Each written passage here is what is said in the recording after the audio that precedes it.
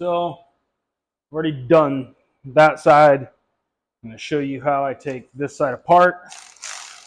Usually what I do is I'll loosen up all my cam covers. I loosen them up in the reverse order of how they're torqued.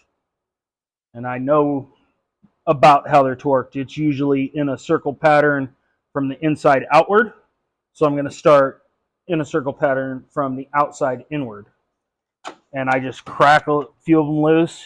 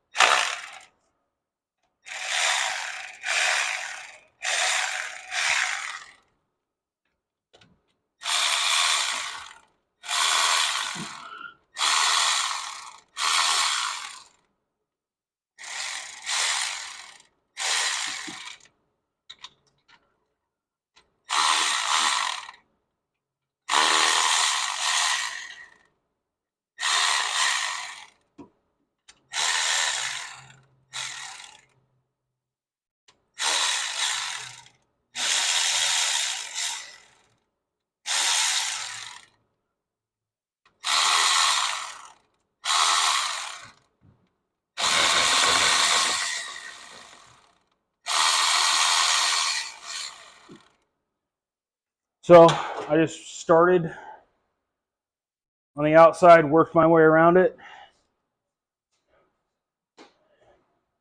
That way I'm not putting excessive force on cams. The reason I say to do it that way, it may not necessarily matter like on this motor, but I have worked on some Mazda motors and some other ones. If you do not do that when you go to take them apart, it will break the cam. And I just always look at it as better safe than sorry. A lot of that stuff, like, I'd rather take an extra 5 minutes taking it apart than break something and be trying to find parts whenever possible. So the next thing is all your cam stuff stays in order.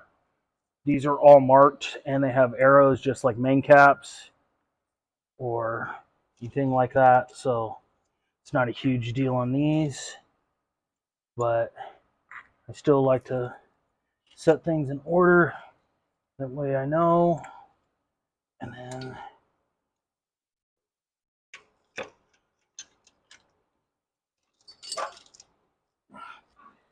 cam's out. So I already knocked this loose.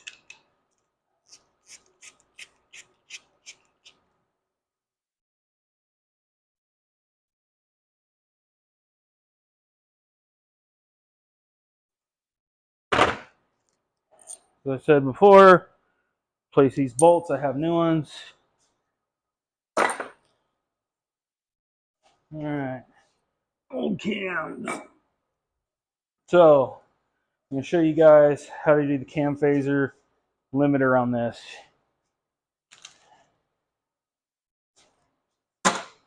So first off, when you look, you have a spring, and this bolt is holding that spring. So this bolt you only have to crack loose. You do not remove it.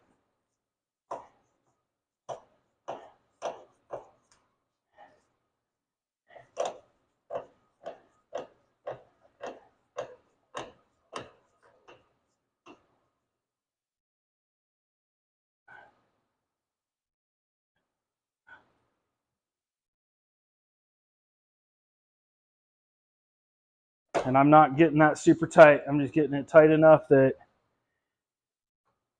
it'll hold the gear. It's not going to fall on me.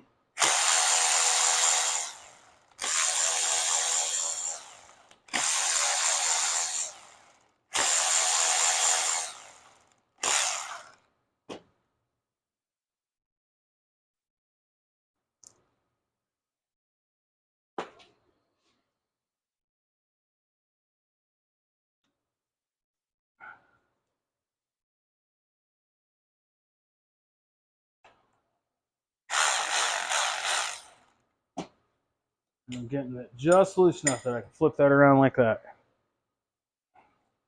Now if you look in here, you can see the shape funny. And these parts are also shaped funny.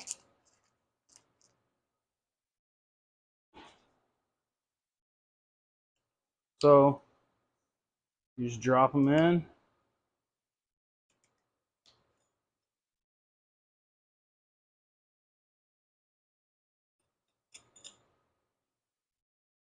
What are the funnies? This stops the cam phasers from being able to actuate. Like, Because cam phasers are fed with oil and it is allowing that to move.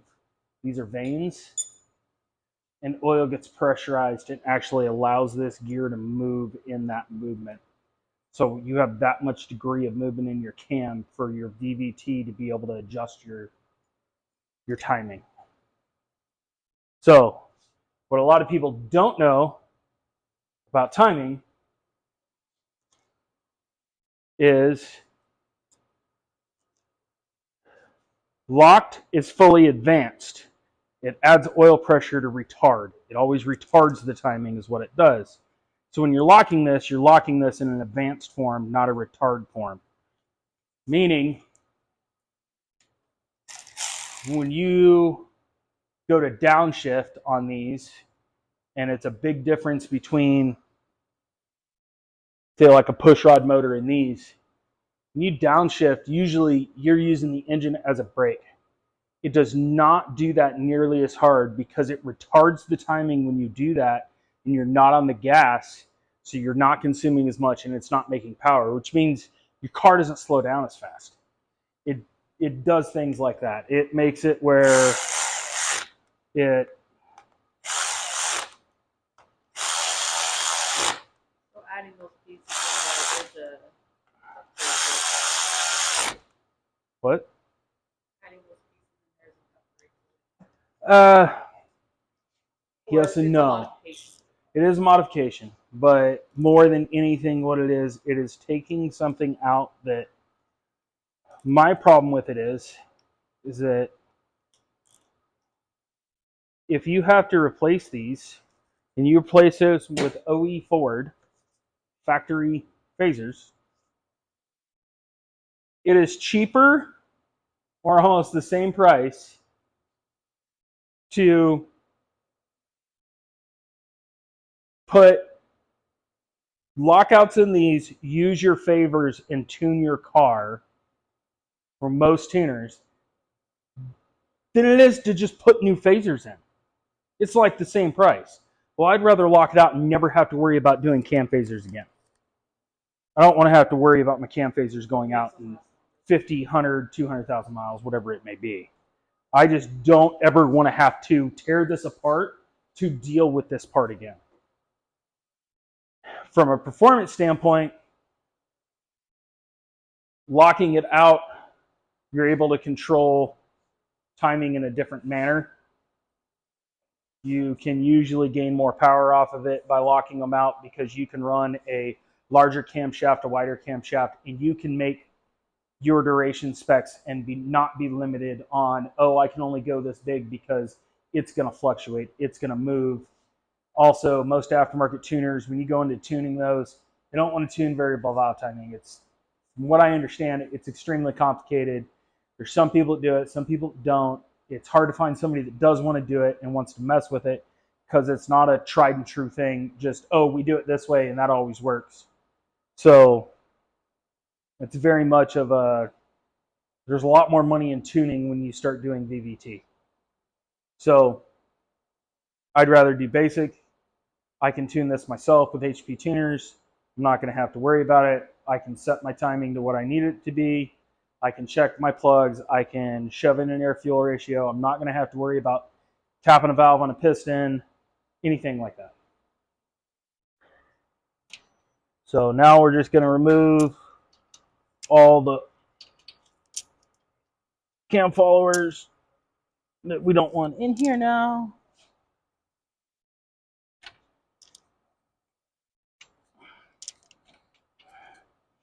because these are the old style ones. I dropped a whole bunch of crap down in my motor. Glad I'm changing the oil tomorrow.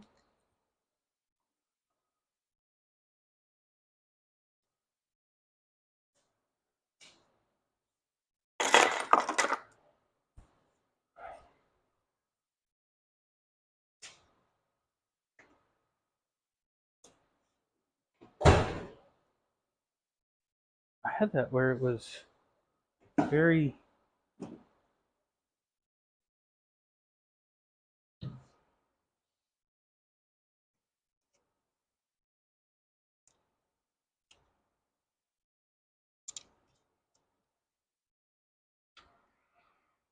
Taking out lifters. Yep. Ford's little itty bitty lifters. Fords and Dodge run the same lifters. So if you have an overhead cam motor from a Dodge, they use these exact same lifters. Take that with a grain of salt when you're looking at parts, because you can find Dodge ones way cheaper than you can find the Ford ones. And they work.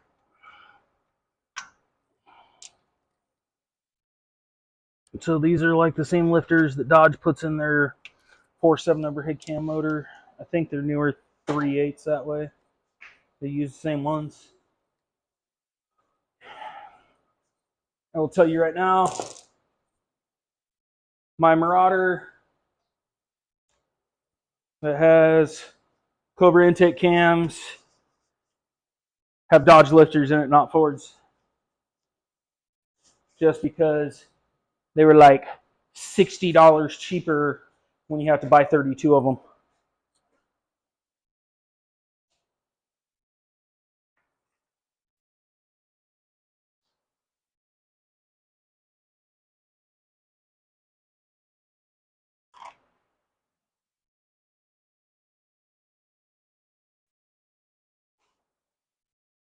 So I've let these soak, but I realized when these were soaking, they're not accepting a whole lot of oil. So now what I'm doing is, as I go to take them out, I'm squeezing them and I'm getting the air bubbles out so there's more fluid in them. Shouldn't be a huge deal, but I'd rather have them pump up faster.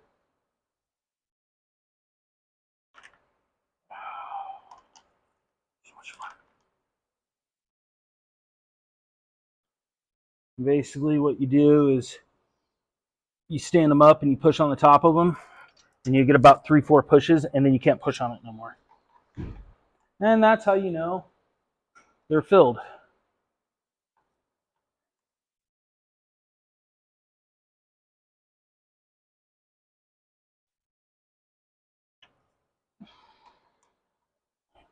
So the reason I bought Ford lifters this time was because I was in a hurry, because I needed to get my car fixed, because we're supposed to be taking this on a road trip tomorrow. And I don't think that's happening. But I could get the Ford... So I could get the Ford Motorsports or Racing or whatever it's called anymore, whatever brand. Ford brand, their performance brand. And it was... I could get the lifters and the rockers here in a day and not be paying extra. Now, there's a lot of people that were talking crap about me shopping on Amazon. I bought Ford Racing, Ford Motorsports, whatever it's called, 3-valve rockers and lifters for $325. That was cheaper than any other site I could find. That was cheaper than Rock Auto. And that included shipping, where Rock Auto still wouldn't have included shipping. So you can buy good parts off Amazon. You just got to make sure you're looking for the right stuff and you know what you're buying. No, I do not condone the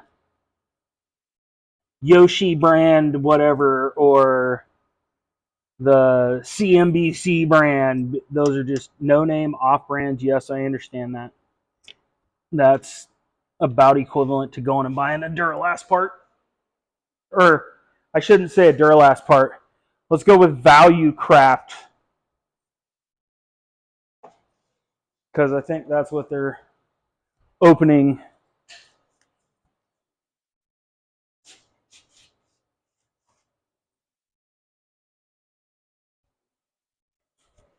Honey, can you reach down there and get out a bundle of those white rags?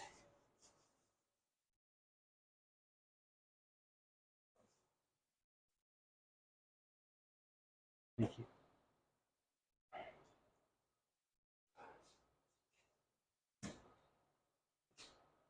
I gotta pull that camshaft. So put the left one in. I really hope I didn't bend any valves. Yeah, shut that off.